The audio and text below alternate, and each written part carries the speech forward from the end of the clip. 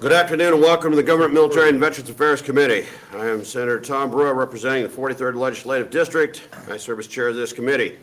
The committee will take up bills in order that they are posted on the agenda.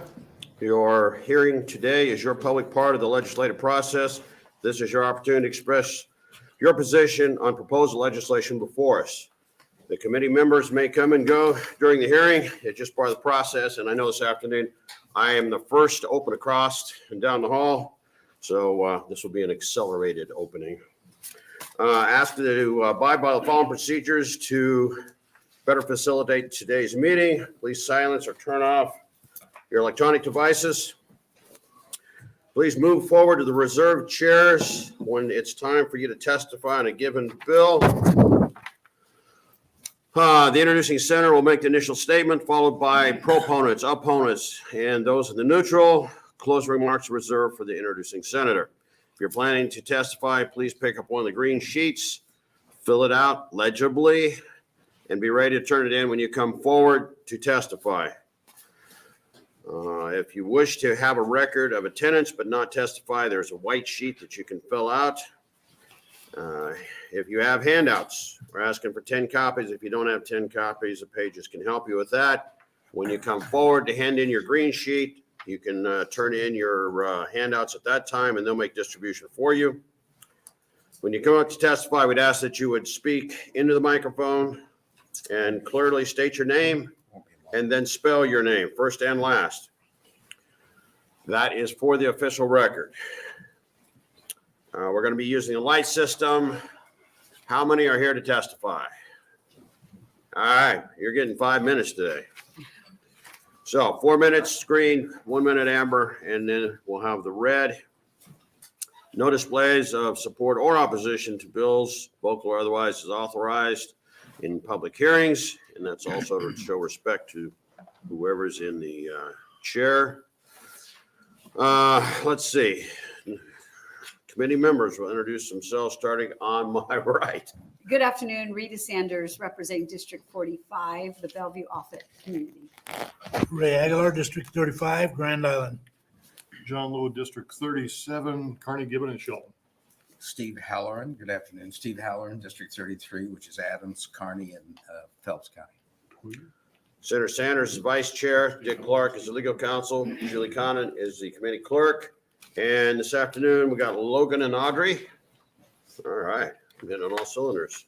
With that, I'm going to hand the con over and grab my stuff and run for the other room. We'll miss you, Chairman.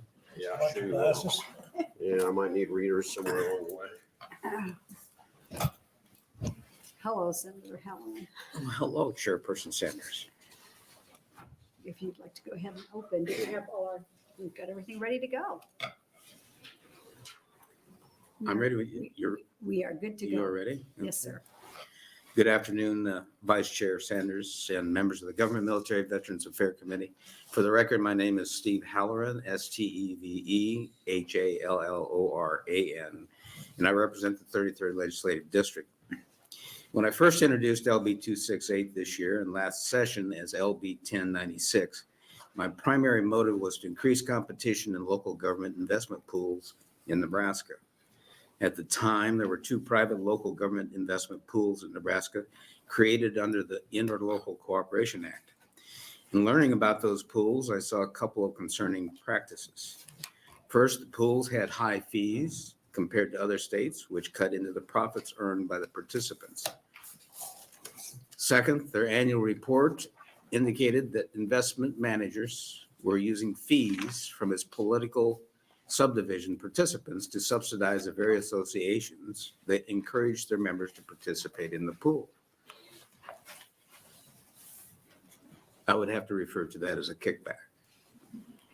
29 states, including 8 with private pools like ours, making sure political subdivisions get the best deal by establishing a state-administered pool. A state-administered investment pool provides a number of advantages for local entities, but chief among them is the benefit of competition in the market. I'm pleased to say that since LB 268 was introduced on January 10th, a new investment pool has been created. Given this new development, I would ask that you that you hold LB 268 in committee at this time. I believe in small government, and I'd like to see what effect the competition provided by this new pool can have on the other local government investment pools before adding an additional responsibility to the state treasurer. Thank you for consideration, and I hope others follow my lead in pulling bills occasionally. Thank you, Senator Halloran. Are there any questions for Senator Halloran? Seeing none, thank you. Are we close, do we close on this as well then? Do we still have our test? There'll be proponents and opponents. Okay. Okay. All right, we're moving on to proponents on LD 268.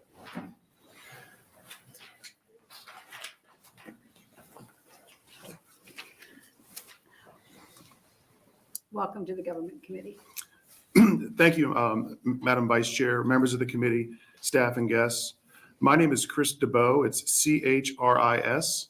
Last name is DeBow, D-E, capital B as in boy, O-W. And I'm here to testify in support of LB 268. I'm a managing partner at Public Trust Advisors. We assist state and local governments with their investment management needs. And we currently oversee in excess of $68 billion nationwide for over 5,000 governments.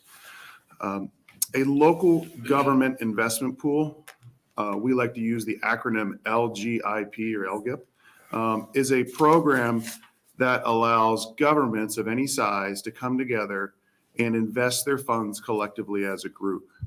Similar to two governments that might share in a procurement contract to purchase pencils, for example, an LGIP is essentially the same, but kind of in the investing avenue. The local government investment pools are generally reserved for, say, operating funds or bond proceed funds, very short-term funds in nature. They are not created to invest pension funds. Those are completely different types of fund structures. A local government investment pool would also allow a government, for example, to put in $1 today and then perhaps take that dollar out tomorrow and earn a tiny bit of interest. So we refer to that as having daily liquidity. As Senator Halloran mentioned, there are currently 29 states that have a state-sponsored local government investment pool. And 8 of those states have both a state-sponsored program as well as private programs in the state. In our research, we've concluded that in the states where there are both state-sponsored and private funds, the state-sponsored program is the largest in the state and offers the lowest expense ratios. And the lower your expenses are, all other things equal, the higher the return will be for the governments in terms of interest income. So given our national research, a state-sponsored LGIP would generally have a total annual operating expense anywhere from 0.05% to 0.15%. And these are significantly lower than the 2 existing programs in Nebraska. In any market, competition will drive prices and better services. We want Nebraska political subdivisions to have the best return and best experience that they can. For these reasons, this is why we support LB 268. Those conclude my formal remarks. I'm happy to answer any questions if there are any, Madam Chair. Thank you. Are there any questions? I see none. Thank you for your testimony. Thank you. Are there other proponents? Opponents?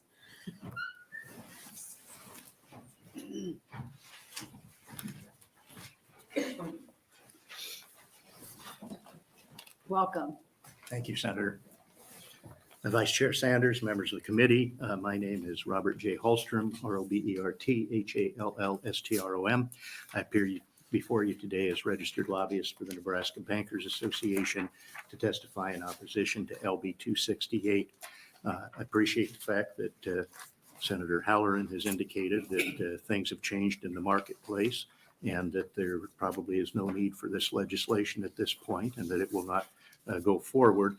And I'm really grateful for the fact that most of my 5 minutes will be spent on introducing the parties on whose behalf I'm testifying in opposition to the bill. They include the Nebraska Association of County Officials, the Nebraska Association of County Treasurers, the Nebraska Independent Community Bankers Association, the Nebraska Association of School Boards, the Nebraska Council of School Administrators, and the Nebraska Public Agency Investment Trust. In appearing today, and I will probably soften my remarks, I've provided you with my written testimony. For those of you who are returnees from the committee last year, as you might expect with the bill number changed, it's very similar to what we presented last year. But just some basic core messages that we'd like to give to the committee. We don't think the legislation is necessary. There is an alternative out there, as Senator Halloran noted, under the Interlocal Cooperation Act for local political subdivisions to band together or pool for purposes of investment. That ought to be the preferred route. Not to work under the auspices of the state treasurer to provide an apparent air of credibility to expand the scope or breadth of the pool. As far as the bank's interests are concerned, we would maintain strongly that the safest place to keep your money is in the local bank. We have $250,000 FDIC insurance coverage, and on top of that, we're required by statute to collateralize or securitize any deposits in excess of $250,000 with a statutory list of collateral. Interestingly enough, one of the things that we've discovered over time is that the local treasurers, who are rightfully very conservative in nature for the most part, are typically telling the banks, even though you've got a laundry list of statutory permissible collateral, that they'd really like you to stay at the top end in terms of safety with regard to treasuries and bonds and so forth. But yet, under this proposed type of pool, if you look at the types of investments that are traditionally involved, they're going to be probably much riskier than those local political subdivision treasurers would invest in directly. And again, when they're telling us we want to limit what you can use for collateral purposes, we'd question getting into riskier undertakings. With regard to the existing pools that are out there, that Senator Halloran referenced, the Nebraska Public Agency Investment Trust and the Nebraska Liquid Asset Fund. Those are both being run and operated. And I think one of the keys from their perspective is it's under local control rather than being under the auspices of the state treasurer or state oversight. So with that, again, we appreciate Senator Halloran's stance in not pursuing the legislation and would be happy to answer any questions that the committee might have. Thank you for your Thank you. non-testimony testimony. Yes. Are there any questions? I see none. Thank you very much. Thank you. Are there any other oppositions? Neutral. Senator Halloran, do you want to close? These waves closing. Thank you. This closes our hearing on LB 268. We'll now take LB 304. Oh, for the record, LB 268, we have 0 proponents, 37 opponents, and 0 neutral. Are you?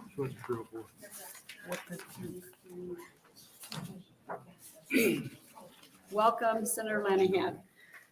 Good afternoon, Vice Chair Sanders and members of the Government Committee. I am Luann Linehan, L-O-U, capital A-N-N, Linehan, L-I-N-E-H-A-N. I am from Legislative District 39, which is Elkhorn and Waterloo in Douglas County. I'm introducing LB 304. Political subdivisions are not required to disclose what lobbyists or lobbyist groups they're paying for. And LB 304 will promote transparency and accountability in local government. Through LB 304, political subdivisions will be required to disclose the annual membership dues they pay. I think they already do lobbyists, but so I'm more focused here on lobbying organizations. Organizations that, okay, so I sit on an education committee. So we have the school administrators, we have the School Boards Association, there's a lot of them. And I don't know who pays the dues. And that's what I'm looking for here. Who pays the dues and how much are they?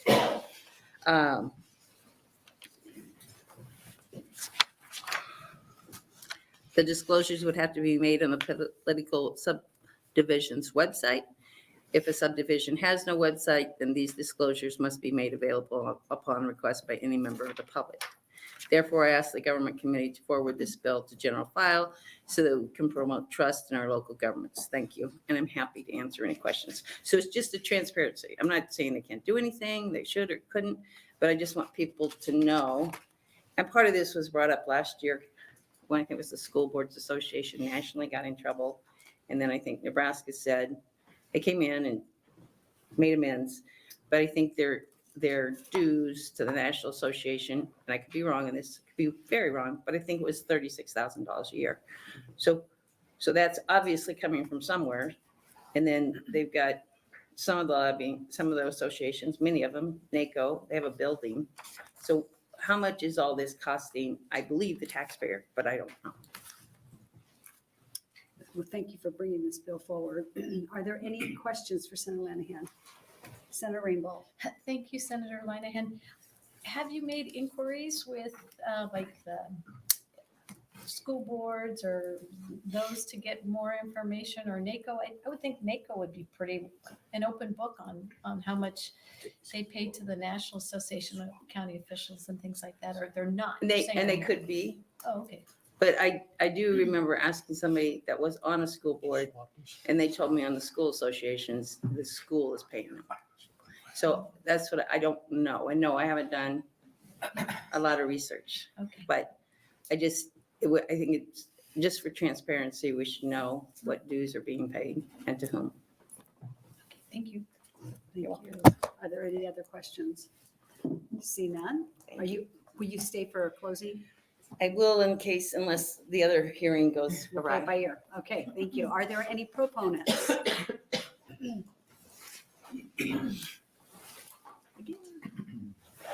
Welcome back. Thank you, Senator Sanders and members of the Government Committee.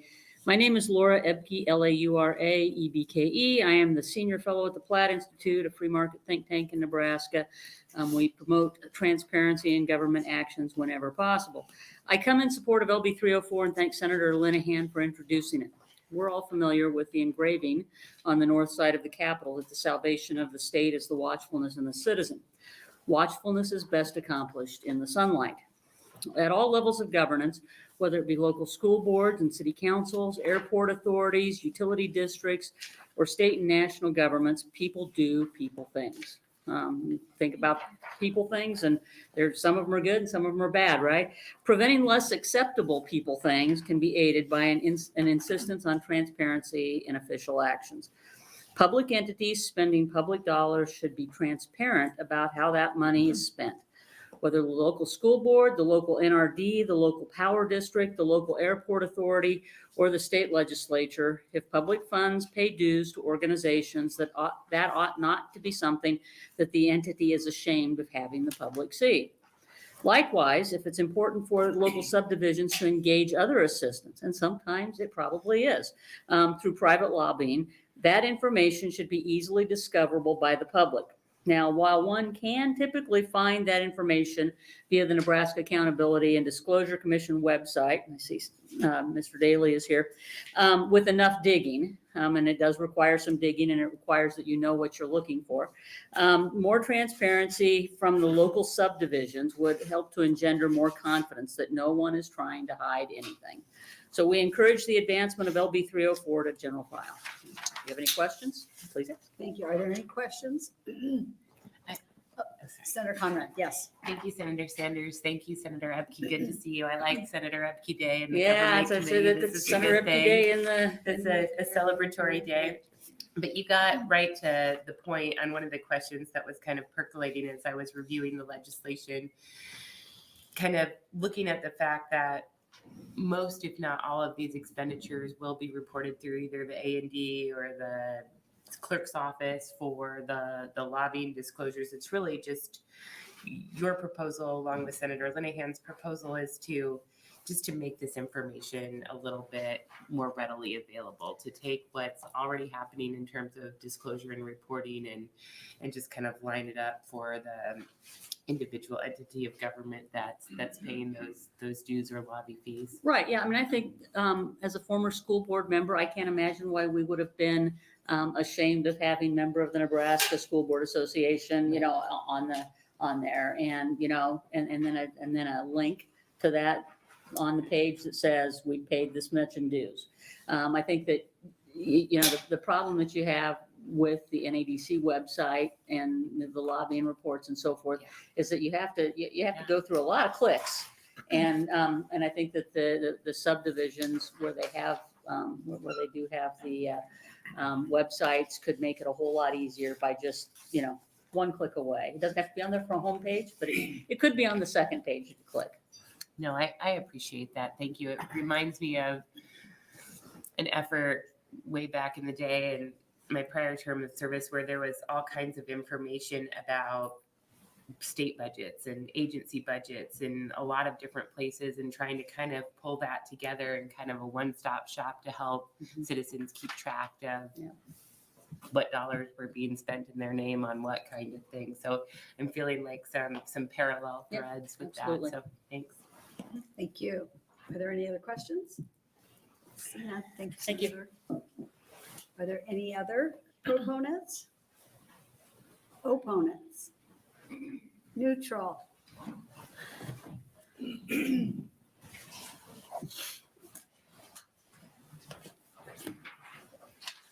Welcome. Thank you, Vice Chair Sanders and members of the Government, Military, and Veterans Affairs Committee. My name is Frank Daly, D-A-L-E-Y. I serve as the Executive Director of the Nebraska Accountability and Disclosure Commission, and we're appearing today in a neutral capacity as to LB 304. Let me start out by saying that we have no problem at all with the concept that Senator Linehan is trying to promote. I've spoken with her staff, and we've been speaking back and forth, and the concern we have right now is if this were to pass, we don't know where in the statutes it's going to land. It's not clear if it's supposed to be in the Accountability and Disclosure Act or somewhere else. If it's landing in the Accountability and Disclosure Act, we need to be sure that our terms are harmonized so that if the word is used in this bill in a certain way, it's used the same way in the Accountability and Disclosure Act. By way of example, we're using the term lobbying. Well, if it's in the Accountability and Disclosure Act, the term lobbying is defined and it applies only to matters before the legislature. And so if Senator Linehan is looking at lobbying in a broader sense, we have to change the term somehow to miss it. So at any rate, that's our only concern. We've been talking with the staff. We agree we're going to talk further to be sure if we can figure out where this is going to go and if work needs to be done, if it's going to go in the Accountability and Disclosure Act. So I do want to thank Senator Linehan and her staff for being so approachable and working this out. Thank you for the opportunity to talk. Thank you. Let's see if there's any questions for you. Are there any? Thank you. Senator Halloran has one. Thank you, Vice Chair Sanders. Thank you, Mr. Daly, for being here. So aside from all the important things that you're pointing out that where the language has to be compatible in various parts of the statutes, what about software program? I mean, are you going to have to be doing some programming to be a click away for some of this? And the answer is probably not. And I say that because the lobbyist registration and reporting program is actually the legislature's program. So, I suppose if there's a fiscal impact, it may very well lie with the legislature, the clerk of the legislature's office. And it also seems to be based upon the language of the bill. It would simply be, for the most part, the political subdivisions putting it on their website, which I don't think would have much of a fiscal impact anywhere. Well, just so you know, for some of us few people that are more computer illiterate than others, a click away is a nice expression. But for me, it seldom happens. And I'm not good at mining for gold, but anything you can do to make it very crisp and clean and truly a click away would be helpful. Well, I understand what you're saying. I consider my grandchildren to be my tech experts. Thank you, sir. Thank you. Thank you. Any other questions? Thank you, Mr. Thank you, Daly. folks. Are there any other in the neutral. Any other testimonies in the neutral? See none. Senator Linehan, do you want to close? We do have our online summary for proponents 3, 0 opponents, 0 neutral. Thank you. Thank you. And I really want to thank Senator Epke, who did a much better job of opening than I did. Appreciate that. And I thank Director Daly for being here. He did try to call my office, and my staff came to me and said, well, where does it go in the law? And I'm like, well, I don't know. Just look at the bill. It doesn't say. So, we have a lot of new people, and we have a lot of new people in bill drafting, and we have a lot of bills introduced. So we will clean this up, and we're more than happy to work with Mr. Daly, who's always pleasant and always approachable and helpful. So we will bring those answers back to you. Thank you. Are there any questions for Senator Linehan? See none. Good luck with the rest of your day. Thank you Off much. and You guys running. Thank you very much. This now closes our hearing on LB 304.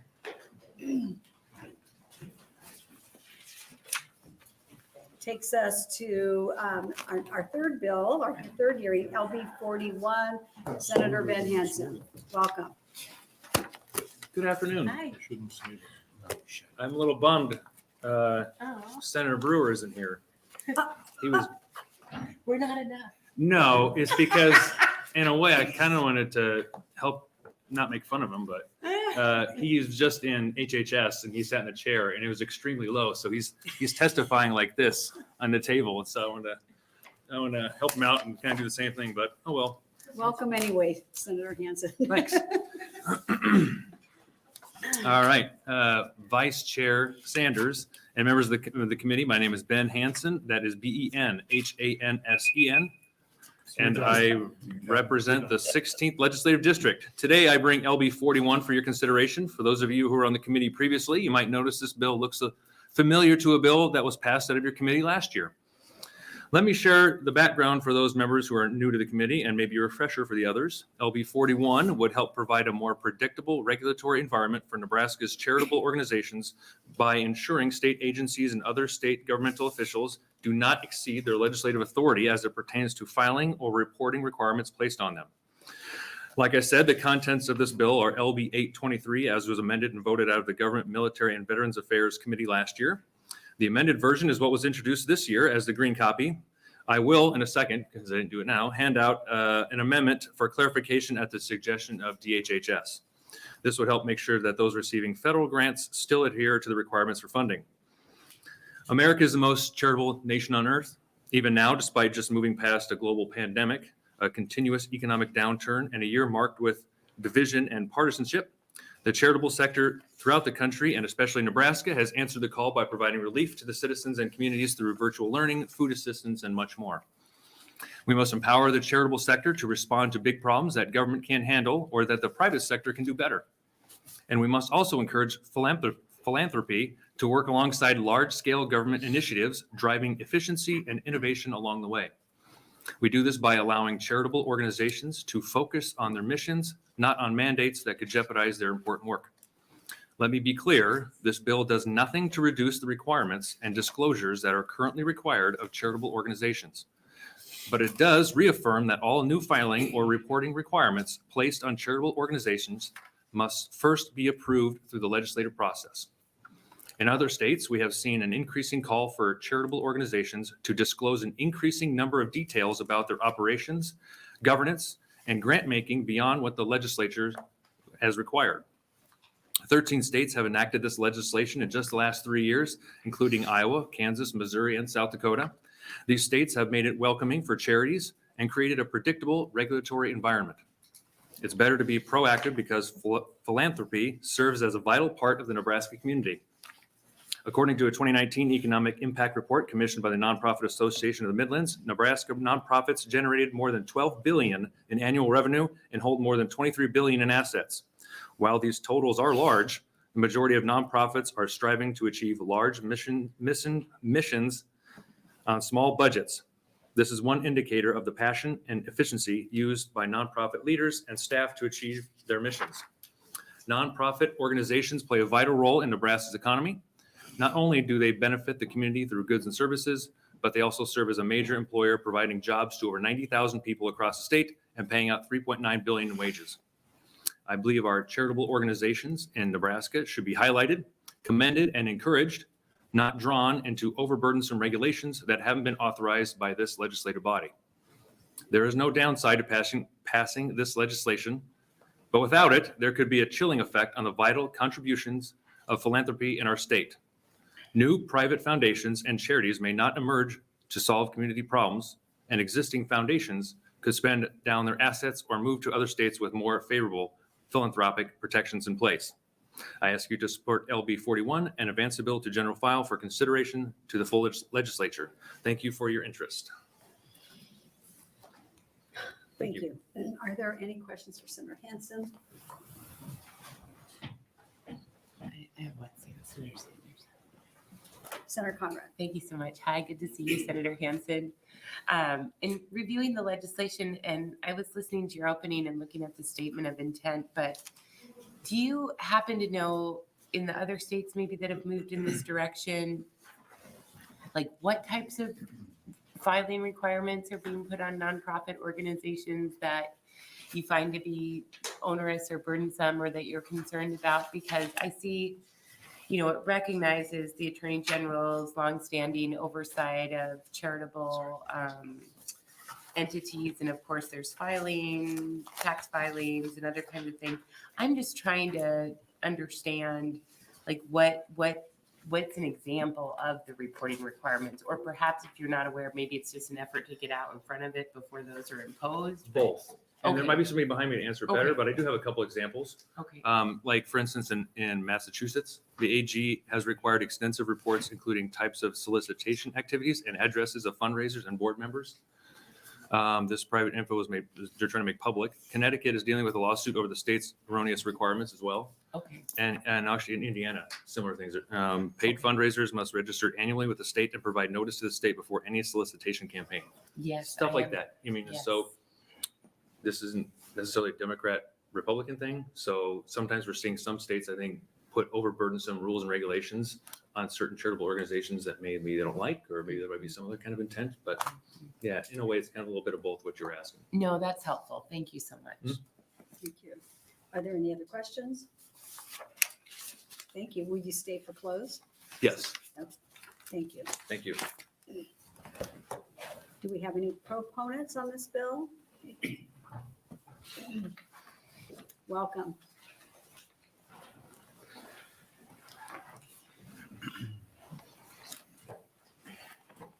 Hello.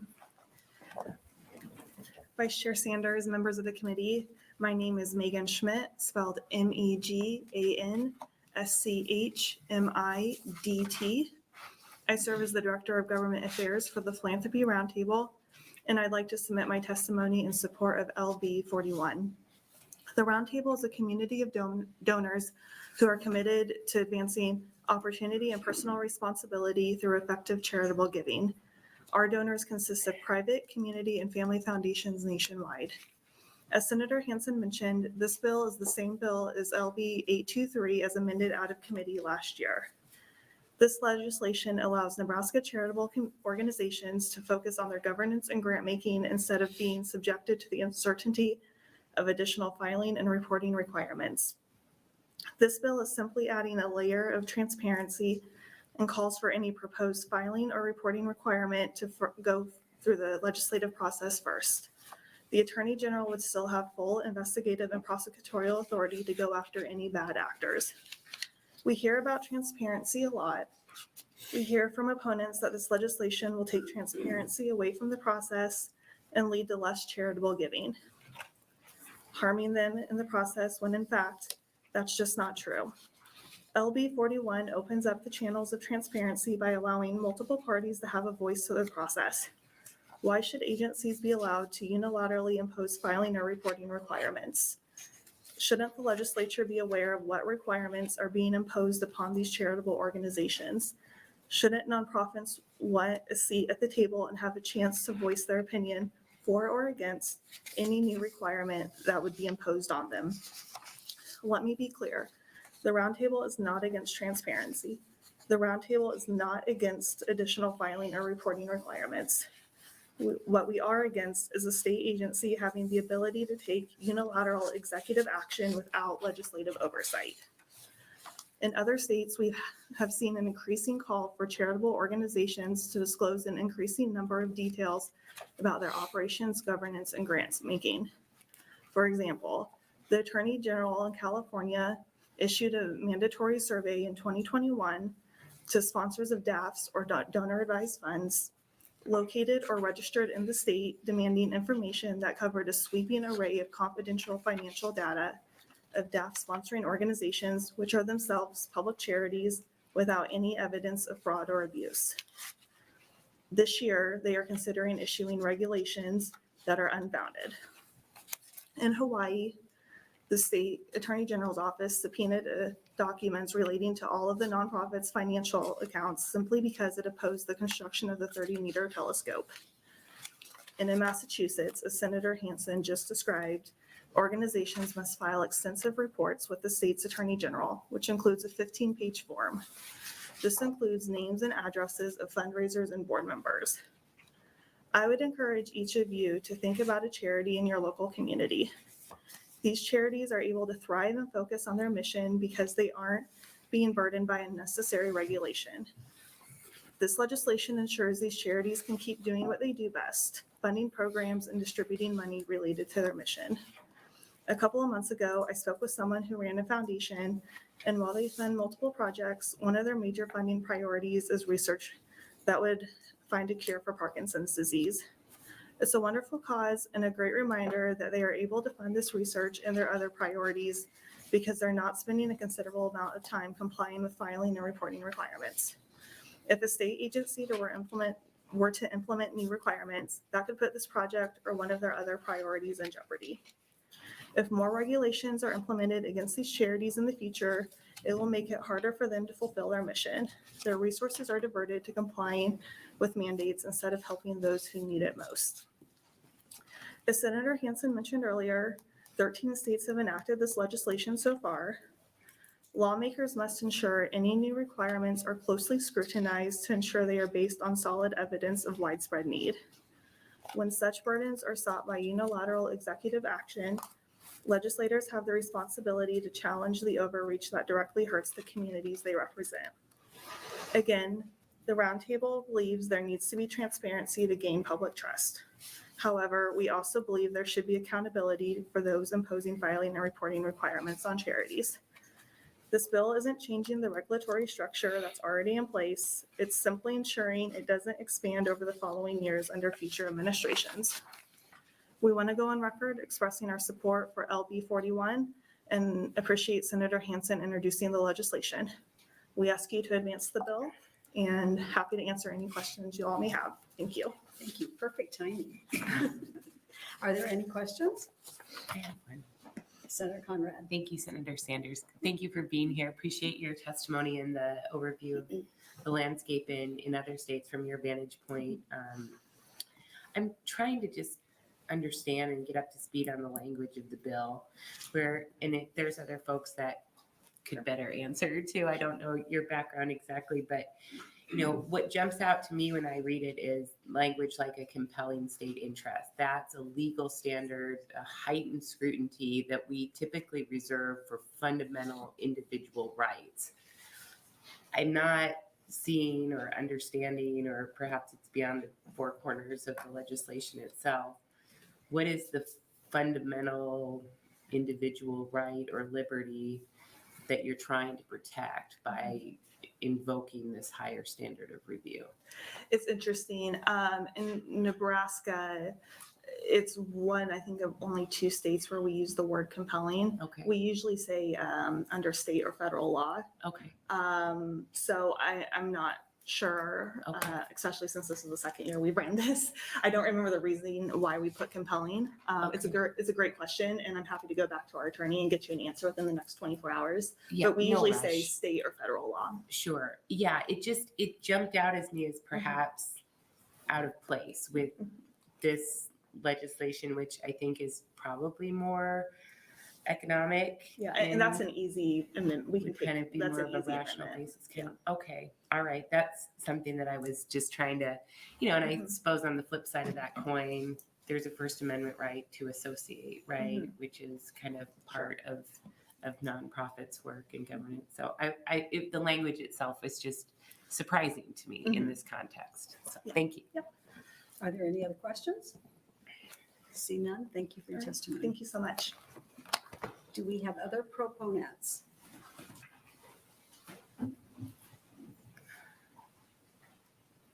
See none. Opponents? Welcome.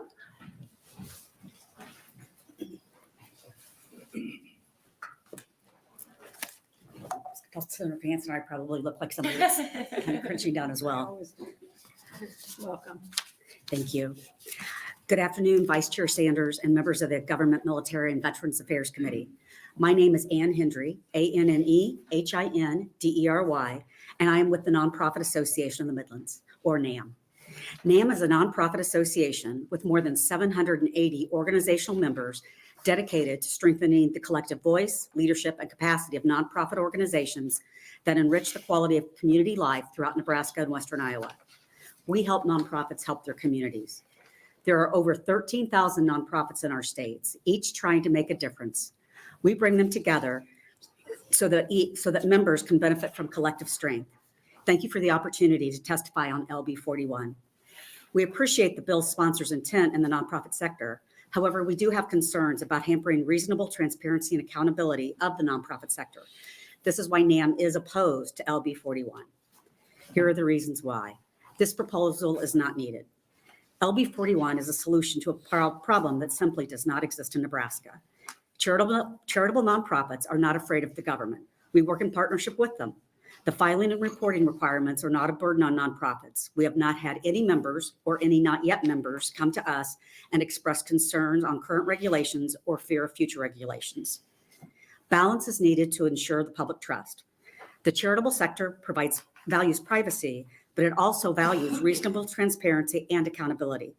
The Nebraska public relies on nonprofits not only to provide essential services, but expects nonprofits to manage finances, engage with government, and remain politically nonpartisan. The current privacy transparency balance in our state is reasonable, and we do not see a need to change these requirements at this time. Then there's the law of unintended consequences. The legislation would freeze all existing reporting requirements in place subject to legislative action. This means that any reasonable reforms that charitable organizations truly seek and want, such as using technology to simplify reporting requirements and adapting to the new needs of the sector and public, would be delayed or subject to political forces that are not appropriate when working with nonpartisan nonprofits. So the bottom line, the charitable nonprofit sector is not asking for legislation designed to protect our organizations. We work with government to promote and protect the public good and rely on the public trust that this bill would undermine. Thank you for the opportunity to testify. NAM appreciates the committee's work, and we are always available to provide insight and data from the nonprofit sector. Thank you for the opportunity to speak today, and I'm happy to take any questions. Thank you. Are there any questions? Senator Halloran. Excuse me. Thank you, Vice Chair Sanders. So you've got 780 organizational members. Those are individual. No, those are Those are organizations organizations. with thousands of employees. Well, that's further than I can count. That's okay. Shoes. Thank you. Thank you. Are there any other? Senator Halloran, Senator Lowe. Twins. I'm sorry. Thank you, Vice Chair, and thank you, Ms. Hendry. You have 780 organizations. Correct. How large is the smallest one? Oh, thousands of how large is the smallest one? The majority of nonprofits in the state of Nebraska have budgets under $50,000 and may either be all volunteers or have one employee. Okay. So what you're saying is NAM believes that nonprofits, no matter how small or how large, should have to comply with new reporting requirements of maybe 20 different government agencies, even though you're just a one-man operation?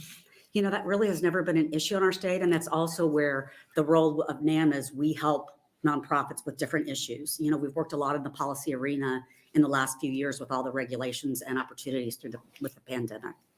No matter how much time or energy it takes to do all this. Mhm. Okay. Thank you. Are there any other questions? Senator Conrad? Thank you so much, Senator Sanders. Good to see you, Ann. Thank you for being here. You know, and I think maybe that's just to follow up on Senator Lowe's question. What I'm just trying to understand, and I appreciate Senator Hansen saying it was both kind of looking at what was happening in other states and to be more protective or preventative, kind of forward looking, I guess, in Nebraska. Some of the examples mentioned previously, you know, they were always surprising to me as I was talking to colleagues in other states, having worked in the nonprofit sector where they do have like onerous registration and reporting requirements for fundraisers and things like that. And we don't have those here in Nebraska. Do you have a kind of general sense, have you heard anything bubbling up in terms of your work about, you know, issues in the public trust or otherwise that might prompt an effort to have a regulatory scheme like that in Nebraska? I've never heard anything like that, but I didn't know if maybe your ear is closer to the ground if you've heard some of that. I have not, but nonprofits of all sizes and missions are always constantly trying to do that balance, you know, to ensure the public trust, work with government for providing services, provide services to the private sector, businesses and their families. As far as like fundraising regulations, it sounds like it might be onerous, but we're part of the National Council of Nonprofits. There's 44 groups like us across the country, and they have resources. There's a group called Harbor Compliance that can do, they are in all states if you need to register. So quite frankly, even if I'm in Nebraska, but I fundraise in Iowa, I would have to register in Iowa. Right. And so it wouldn't be totally foreign, and it's not that cumbersome. Okay. All right. And then, yeah, and to Senator Lowe's point, I mean, I think capacity is a really important issue because we know that there are really hardworking, caring people in the nonprofit sector that are really stretched thin in terms of their time on the administrative side and then trying to pursue the programmatic or the mission-driven work as well. I like also just trying to think through, you know, having worked in nonprofit agencies and led one for 8 years. Now, maybe our work was a bit different because we didn't take government funds, but I don't think the state of Nebraska ever came to my organization and said, you have to file a report about something outside of taxes or employment kind of things that every business has to do. But like, I'm just trying to think through any sort of instance in Nebraska that a state agency could require me to file a report. Yeah, I'm not aware of any. You know, it's different from state to state, but Okay. Nebraska as a state regulates nonprofits very little and quite frankly taxes us very much compared to our counterparts in other states, especially in regards to sales tax. But so I'm not seeing that as an issue. Okay. All right. Thanks. Thank you. Any other questions, Senator Halloran? Thank you, Vice Chair Sanders. Is part of your mission, first, are you a nonprofit yourself? Yes, we're a 501c3 That's charitable. good. I would be concerned if you weren't. I would too. So part of your mission, and don't let me put words in your mouth, I'm trying to ask the question is, part of your mission is to help other nonprofits through the red tape Yes. of bureaucracy? Our mission is to really support nonprofits. We do that in a lot of different ways through training, education, group purchasing. Our signature program is something called Guidelines and Principles. It's free for any 501c3 in the state. And it helps, it's an online tool, an assessment tool, and it helps you understand what are the legal requirements, what's recommended for nonprofits, because we're businesses just like any others. We just have a different bottom line. And so you need to understand, what are you legally required to do as a nonprofit? What should you be doing as best practice? Because what we see with nonprofits that's different from maybe traditional businesses, as I like to say, you wouldn't buy a Dairy Queen because you like ice cream. But a lot of people start nonprofits because they're very passionate about issues. So they need to understand the business sense. And so we help them with that. So what are the dues? It ranges based on the size of the budget, anywhere between $50 a year to I think it's $1,200 for the highest level. Okay. So at some level, your business model depends upon some level of bureaucracy. I'm not trying to be smart here, but at some level, your business model depends upon some significant amount of bureaucracy that your part of your service is to help other nonprofits work their way through. Well, they need to understand their business model and have a business plan just like anybody else so they can focus on their mission. If you don't have a business plan and understand your legal obligation and financial obligations, it's going to be hard to continue to provide. But you help them services. with requirements for licensing and. We help them understand what they are. We don't do it for Right. them, but No, I we say, understand. here's the legal requirements. Okay, thank you. Senator Lowe.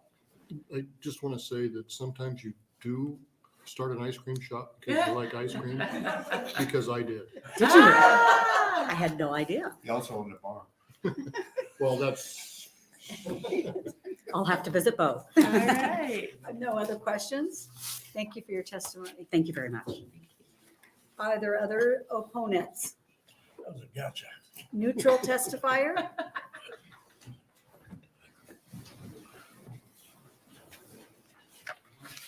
Welcome.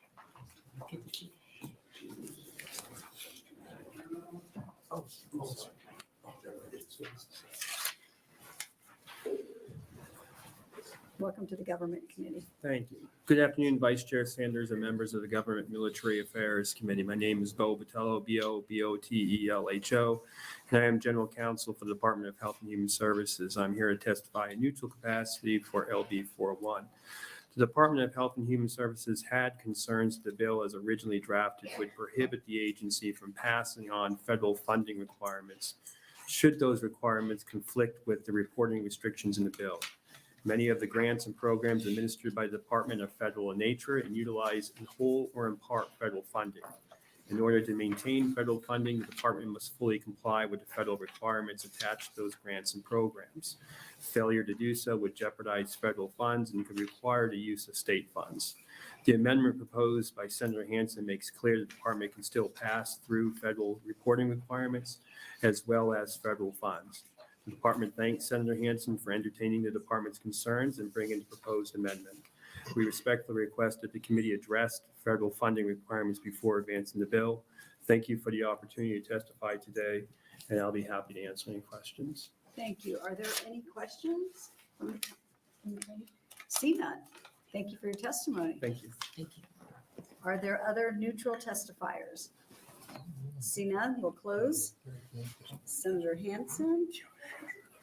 I also went to the additional comments for the hearing record. Proponents 1, opponents 9, neutral 2. For the record. Thank you. Welcome back. I like this committee. We do too. Come visit us more often. So one thing, I just want to bring up a few points. I had to look it up, but so far, from my understanding, there have been no report of concerns from a nonprofit in the states that have passed a bill such as this. I think if we were concerned that this might infringe upon their ability to do certain things, so far, we have not heard of anything. And last year, we did work with the Attorney General's office to address all their concerns, and from my understanding, everything's good with their office as well. And we do take legislative actions on many things to help make sure that we do sometimes get ahead of things, see what's going on in other states. I think this is a good example of one of them. I'm not a huge fan of making rules or regulations ahead of, certain issues, but I think this is a good example of when we should. Senator Lowe had a good question about Ice cream. well, that's stuck in my head now. But we don't know until it happens sometimes. And so we do want to get ahead of things sometimes because next, it could be in Nebraska, the Attorney General's office going after the NRA or the ACLU. And now we're stuck. And so this way at least helps protect our nonprofits and solidify and in statute if we need to, their ability to do their job and raise funds and not divulge private information if they don't want to. And I'm glad the previous testifier brought up a business plan because just like any good business plan, you set rules and regulations to protect your business and to make sure you can do your job. And I think that's, again, another good example of that with this bill. So with that, I will take any questions. Ice cream? You scream, we I- all scream. right? I do like this committee. Okay, Rocky Mountain, Rocky Road. So maybe a word, I don't want to put words in your mouth, but it's a preemptive action, right? It's a preemptive action looking into the future. We don't know what'll happen, but as you very clearly stated, we want to prevent that from happening, or if it does happen, we want statutes in place to deal with it. Yes, and if you look at the opposition, it's a little confusing when we look at the opposition because they feel like it's not needed, whereas I feel like it is. You know, it's not needed until it is, by then it's too late.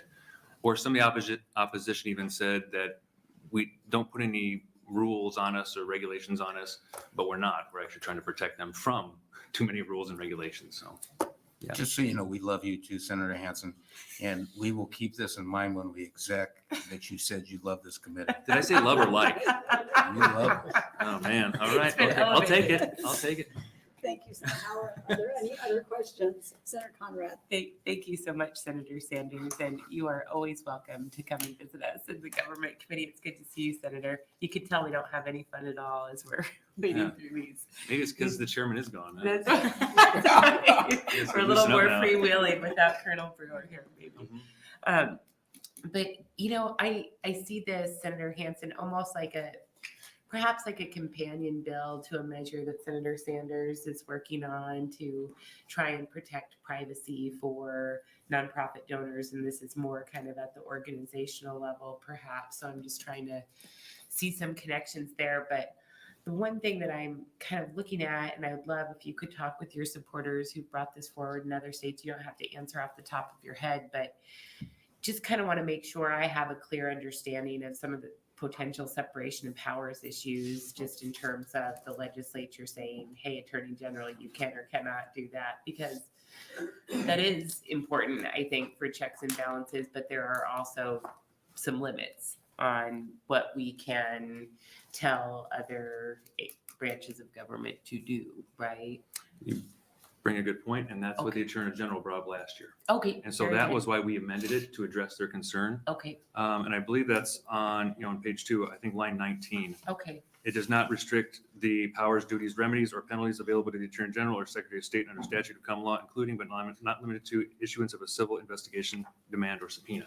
okay. All Kind of right, address so that same concern. Because it's that was the almost same like thing. a carve out there. Yeah, to make address sure, the they really separation do of need to powers issue. investigate for a legitimate reason. Yes, I mean, like, this kind of gives them the ability to do this. We're not kind of cutting off their ability to do their job. right, because I know that they have important oversight functions on charitable organizations, whether that's the governance piece or the fundraising or basic tax things, right? Make sure people are paying their payroll and stuff like that. So then really with that language that would exempt out to address the potential separation of powers issues, the directive then is to other state agencies, really, that they can't require a report or other sort of information. Is that Yeah, Fair and for reading? onerous reasons. Okay, yeah, Political alright. reasons, so this kind of things we're trying to get ahead of. okay? Got it. Thanks.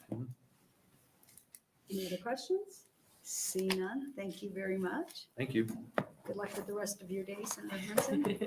Thank Off and running. You're gonna need a nap. I was gonna say you might hopefully have an earlier evening. This closes the hearing on LB 41, and we'll now start the hearing on LB 312. Senator Lowe.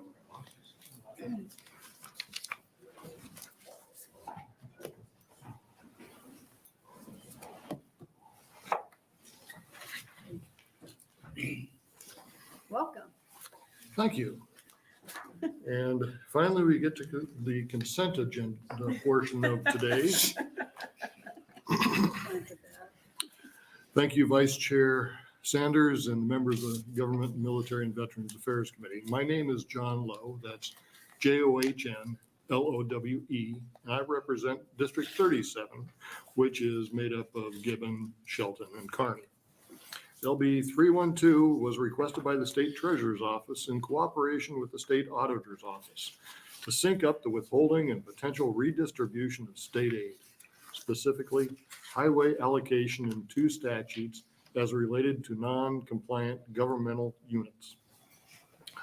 Currently, upon notice of the non-compliant cities and villages of the auditor's office, from the auditor's office, the Treasurer's Office withholds state aid. The cities and villages have 6 months to become compliant. If they do, the state treasurer releases the funds to the city or village. If after 6 months, the city or village remains out of compliance, the auditor's office notifies the treasurer's office, and the funds are then redistributed. As currently written in 2907, it directs the forfeited funds to the other cities and villages in the county where the delinquent city is located, where in section 13.522, it distributes the forfeited funds to the other recipients of state aid, which is all cities and villages of Nebraska. The goal of this bill is to have 13.522 language match that of 19.2907, and the forfeited funds would be distributed to the other communities in the same county as the delinquent city. In addition to those changes, a provision was added that a city or village that remains out of compliance for 12 months from the notice by the auditor's office, that city or village would be removed from the distribution. Once compliance is reached, they would be added back in. This is being requested due to the village of South Bend being out of compliance for the last roughly 4 years with no indication of that changing. The processes to withhold and redistribute is tedious. Removing the city or village from distribution eliminates a continuous withhold and redistribute process, saving time and resources for the Treasury staff. Again, the city or village could be added back to the distribution if they finally become compliant.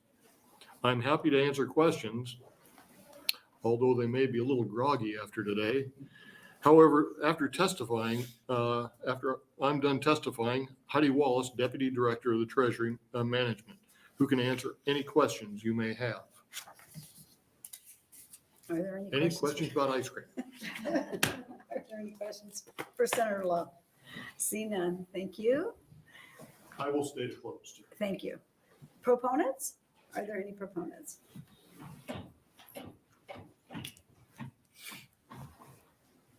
Welcome to the Government Committee. I'm going to be a bit repetitive with Senator Lowe, but good afternoon, members of the Government, Military, and Veterans Affairs Committee. My name is Heidi Wallace, HeidiWallace, the Deputy Director of Treasury Management, and I'm representing the State Treasurer's Office Treasury Management Division. I'm here today in support of LB 312. We requested the introduction of this bill in cooperation with the State Auditor's Office to synchronize the highway allocation withholding procedures in statutes 13.522 and 19.2907, as well as to add the provision for continued noncompliance with the above mentioned statutes. There are two goals with this request. The first is to synchronize the withhold and redistribution process in 19.2907 and 13.522 if the city or village remains noncompliant after the 6-month escrow period and forfeits their highway allocation funds or other state aid. In 19.2907, if a city or village forfeits their state aid, it's redistributed to the other cities and villages in the county where the delinquent city or village is located. In 13.522, those forfeited funds are distributed to every city or village that receives state aid. We are requesting to update 13.522 to agree with the provisions of 19.2907. When we redistribute to every city or village in the state receiving state aid, it can amount to mere cents. In the 25 years I've been in my position and responsible for this process, it's generally the smaller villages that remain non-compliant past the 6-month escrow period, which means the amounts being redistributed are small. The second is to add the provision to both statutes to remove the non-compliant city or village from the distribution after the 12 months from receiving the notice from the state auditor's office. The city or village remains out of compliance. This would allow our staff to avoid the continuous withhold and redistribute process. Should the city or village become compliant, they would be added back to the distribution and resume receiving highway allocation or other state aid.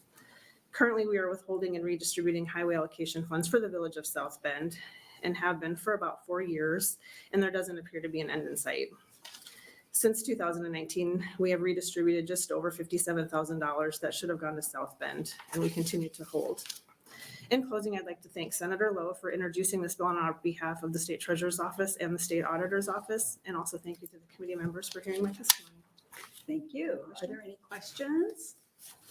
We see none. Thank you for your testimony. Are there other proponents? See none. Opponents? Neutral? closing? You waive closing. Thank you, and that ends the hearing for LB 312. I think he wants to go get ice cream or something. You're a very efficient chair, vice chair.